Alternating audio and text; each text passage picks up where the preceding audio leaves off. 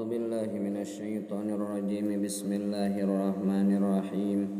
Qala al-mu'allifu rahimahullahu ta'ala wa nafa'ana bihi wa bi ulumihi fid dharaini amin ya rabbal alamin. Bismillahirrahmanirrahim.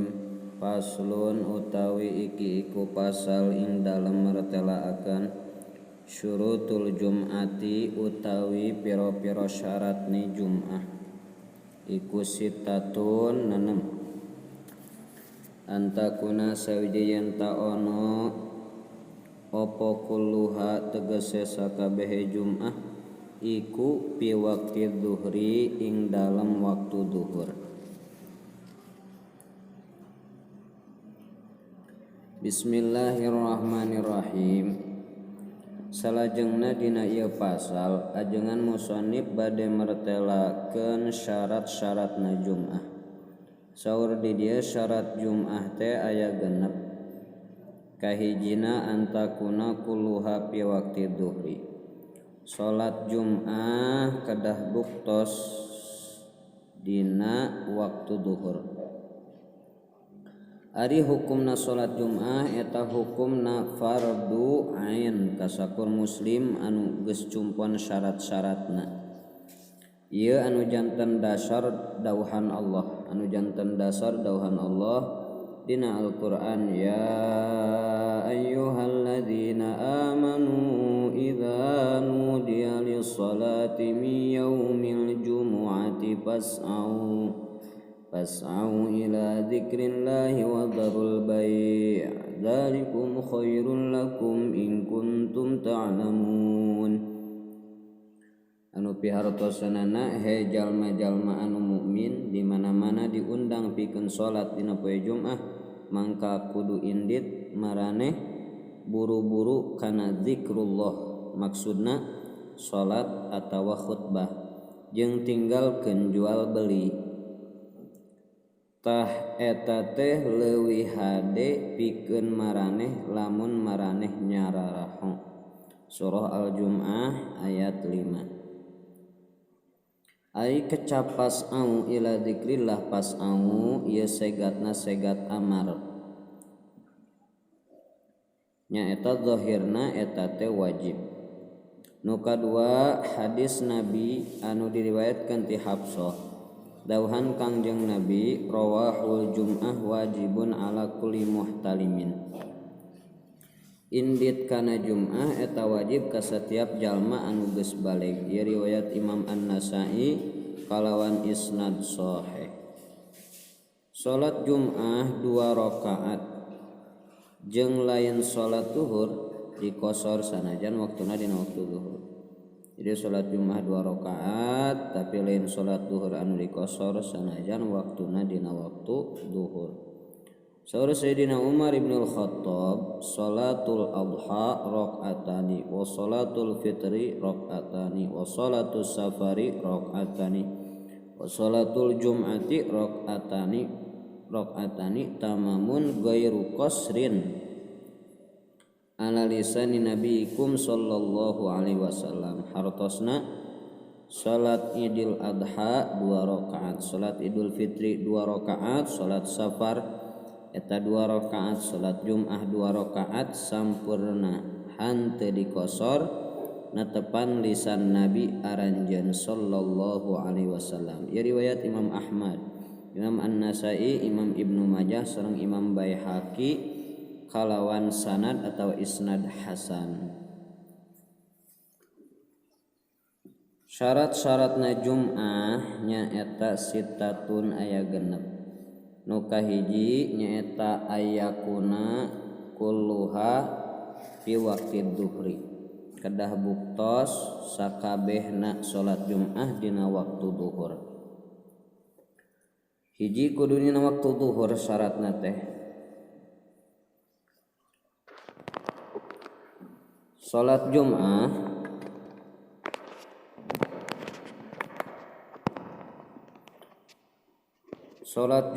sareng khutbahna hanteu sah iwal dina waktu duhur. Anu janten dasar nyaeta hadis Anas anna nabiyya sallallahu alaihi wasallam kana yusallil jum'ata hina tamilu syamsu. Sanyana Kangjeng Nabi sallallahu alaihi wasallam salat Jum'ahna nalika mengok panon poe kabelah kulon. Ieu riwayat Al-Bukhari. Geus salajengna hadis Salmah bin Aqwa saurna kunna nujammi'u ma'a Rasulillah sallallahu alaihi wasallam idza zalati syamsu summa narji'u natatabba'ul fai'a. Abdi sadaya salat Jum'ah sareng Kangjeng Rasul nalika parantos lingsir panon poe. Teras abdi sadaya wangsul nutur-nutur kalangkang. Riwayat Imam Muslim. Salajengna syarat Jum'ah wa antuqoma lan yen taden adegakeun ya Jum'ah fi khittatil baladi ing dalem garis nagara. Wa antu sholat lan yen ta den sholatan Jum'ah jamaatan hale berjamaah.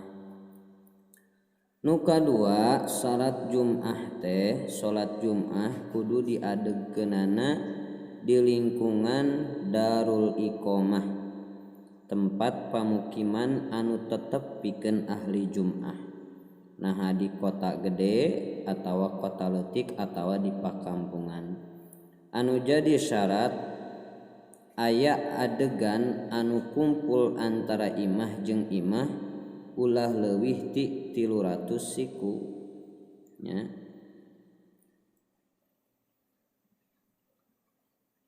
Anu jadi alasan ieu Jum'ah henteu diadegeun di zaman Rasulullah sallallahu alaihi wasallam sareng di zaman Khulafaur Rasyidin iwal di Darul Iqamah. Janten di zaman Rasul sareng di zaman para sahabat ieu teu diadegeun Jum'ah terkecuali di Darul Iqamah nya eta tempat pamukiman anu tetep pikeun ahli Jum'ah. Saur Imam Ibnu Abbas sanyanyana pangheulana Jum'ah nu diadegeun saenggeus Jum'ah di Masjid Kangjeng Nabi nyaeta Jum'ah di Masjid Abdul Qais nyaeta di hiji kampung di Bahrain. Ieu riwayat Imam Al-Bukhari sareng Imam Abu Dawud. Ieu hadis nuduhkeun yen meunang ngadegkeun Jum'ah di kampung. Sabab nurutkeun Dhahir Abdul Qais jeung babaturanana henteu ngadegkeun Jum'ah iwal di piwarang ku Kangjeng Nabi. Sakumaha anu parantos kauninga tina adat kebiasaana para sahabat. Dan tentara bertindak kebiasaan para sahabat tara bertindak sorangan dina urusan sara di zaman masih turuna wahyu nya. Nu katilu salat Jum'ah syaratna teh kudu berjamaah kalawan ijma ulama. Sabab henteu kajadian salat Jum'ah di zaman Kangjeng Nabi sareng zaman Khulafaur Rasyidin ieu dilakukeun iwal berjamaah. Sareng diterangkeun dina hadis Tariq bin Syihab dawuhan Kangjeng Nabi al-jum'atu haqqun wajibun ala kulli muslimin fi jama'atin. Jum'ah ieu hak anu wajib ka sakur muslim bari berjamaah. Ieu berjamaah syarat sanajan ngan dina rakaat kahiji. Sabab eta berjamaah di mana hasil dina rakaat kahiji mangka sanyanyana geus hasil berjamaah dina sakabeh salatna. Dina hukumna sanajan henteu aya ganjaranana lamun aya anu muparakah nya bari muparakahna henteu aya udur. Salajengna wa ayakunu sareng kedah buktos ahli Jum'ahna arba'ina iku 40 eta 40 apane ihroron wong merdeka dzukuron tur lanang baligina kang balig kabeh mustawatinina kang tumetep cicing kabeh. Syarat kaopat berjamaahna diadegkeun kalawan 40 jalma anu ngabogaan sifat kamal hartosna balig boga akal merdeka oge lalaki tur mustawtinin. Hartosna mustawtinin nyaeta tumetep di tempat jum'ahna. Anu janten dasar nyaeta anu dipake hujah nyaeta hadis anu diriwayatkeun ti Abdurrahman bin Ka'ab bin Malik ti ramahna saurna pangheulana jalma anu ngayakeun salat Jumat sareng kuring sareng kami sadaya di Madinah nyaeta As'ad bin Zararah memeh sumping Kangjeng Nabi ka Madinah nyaeta di kampung Nafi'il Khodomat. Saur kami sabaraha jumlah aranjeun walaranana 40 lalaki. Nah, ieu hadis hasan riwayat Imam Abu Dawud, Imam Baihaqi sareng anu sanesna kalawan isnad sahih. Imam Baihaqi ngariwayatkeun ti Ubaidillah bin Abdullah bin Atabah saurna kullu qaryatin fiha arba'una rajulan fa'alaihimul jum'atu. Sakur kampung anu didinya geus aya 40 lalaki mangka misti maranehna salat Jumat di kampungna. Ieu asar ieu hadis muatan kana madhab Imam Asy-Syafi'i anu netepkeun bilangan Jum'ah ulah kurang ti 40 urang lalaki. Sifat ahli Jum'ah anu jadi syarat in iqad Jum'ah nyaeta hanteu sah Jum'ah kalawan dibangun ku jalma-jalma kafir. Terus jalma anu hanteu mukalaf nyaeta gelo sareng budak leutik anu can balig. Terus dibangun ku abid atawa awewe jeung banci karena hanteu sampurna maranehanana. Salajengna wa alla tasbiqoha lan yenta ora miheulaan ing Jum'ah wala tuqarinaha lan ora ngabarengan ing Jum'ah apa Jum'atun sewiji Jum'ah fitil kal baladi ing dalem mungkono kota. Nu kalimakna ulah kapiheulaan ku Jum'ah sejen atawa babarengan jeung Jum'ah sejen anu aya di baladul Jum'ah nyaeta tempat Jum'ah anu metak ngakibatkeun aya anu ti heula atawa aya babarengan Jum'ah. Janten ulah aya 2 adegan Jum'ah atawa leuwih di hiji tempat sanajan kota gede jeung loba masjidna. Anu jadi alasan sabab Kangjeng Nabi jeung para khalifah saparantos Kangjeng Nabi hanteu ngadegkeun Jum'ah iwal dina hiji tempat jeung ngawungkul hiji adegan Jum'ah di hiji tempat eta leuwih meunang sasaran kana maksud nembongkeun syiar ijtima nyaeta syiar ngahiji kumpul sareng ittifaq kalimatil muslimin. Abu Dawud ngariwayatkeun ti Bukair bin Al-Ashaj yen di Madinah aya 8 masjid jeung masjid Kangjeng Nabi anu pendudukna ngadenge kana adzan Sayyid Bilal. Tapi ahli Madinah hanteu salat Jum'ah iwal di Masjid Nabawi. Ieu hadis mursal. Saur Imam Ibnul Munzir hanteu ikhtilaf jalma-jalma yen salat Jum'ah hanteu dilakukeun di zaman Kangjeng Nabi sareng di zaman Khulafaur Rasyidin iwal di masjid Kangjeng Nabi dina ngosongkeun jalma-jalma kana masjid-masjid maranehna dina poe Jumat sareng kumpul marehanana di hiji masjid.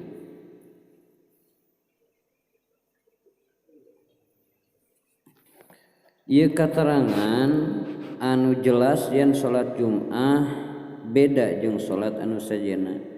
Sareng sanyana Jumat eta henteu dilakukeun iwal di hiji tempat. Ta ieu henteu meunang ta'adud Jumat dina hiji tempat, nah di kota atawa di kampung. Nalika henteu aya hajat. Tapi lamun aya hajat mah pangabutuh seperti sulit kumpul ahli Jumat anu sok biasa milu Jumat di hiji tempat, nah aku sabab pendudukna loba sehingga henteu bisa ditampung di hiji tempat, atawa pinggiran kotana jarauh kusabab kotana gede pisan, atawa misalkan timbul peperangan pertumpahan darah antara penduduk eta kota, mangka dina kaayaan kieu meunang ta'adud Jumat nurutkeun hajat karena aya pangabutuh sabab kaasup karena masyaqqatnya, karena cek qaidah al masyaqqatu tajlibut taysir, kaayaan masyaqqat narik kana kagampangan. Salajengna wa ayata qaddamaha lan yen ta miheulaan ing Jumat apa khutbatani khutbah roro. Syarat kagenepna kudu khutbah heula kalawan 2 khutbah memeh salat Jumat karena dauhan Allah fas'au ila dzikrillah, maraneh kudu indit buru-buru kana zikrullah. Ya surah Jumat ayat salapan. Anu dimaksud kelawan zikrullah nyaeta khutbah. Kecap pas au ieu segatna segat fiil amar is'au. Ari amar nuduhkeun kana wajib indit kana ngadengekeun khutbah. Jadi khutbahna wajib jeung karna ittiba kana sunnah Nabi. Sedeng Kangjeng Nabi tara natepan Jumat iwal saatos khutbah. Diriwayatkeun ku Ibnu Umar kana Rasulullah sallallahu alaihi wasallam yakhutubu yaumal jum'ati khutbataini yajlisu bainahuma. Rasulullah sallallahu alaihi wasallam sok khutbah dina poe Jumat kalawan 2 khutbah. Anjeunna calik di antara 2 khutbah. Ieu riwayat Imam Al-Bukhari sareng Imam Muslim. Ieu khutbah kudu meme salat Jumat karena ittiba kana sunnah Nabi sareng dauhanana. Sallu ma ra'aytumuni usolli, kudu salat maraneh kabeh sakumaha maraneh ningali kaula keur salat. Ieu riwayat Imam Al-Bukhari. Beda halna jeung khutbah salat Id, eta mah diakhirkeun tina salat karena ittiba kana sunnah Nabi. Sareng deui khutbah Jumat eta syarat. Ari syarat eta kudu diheulakeun tina anu disyaratkeunana sapertos kitu. Janten syarat-syarat Jumat teh nyaeta aya genep sakumaha disebutkeun dina nadom Sundana. Syarat Jumat aya genep nu geus masyhur. Hiji salat Jumat kudu waktu zuhur. Reujeng Jumat kudu diadegkeunana dina hiji kampung teh dina tengahna. Salat Jumat kudu diberjamaahkeun ahli Jumat 40 diwajibkeun.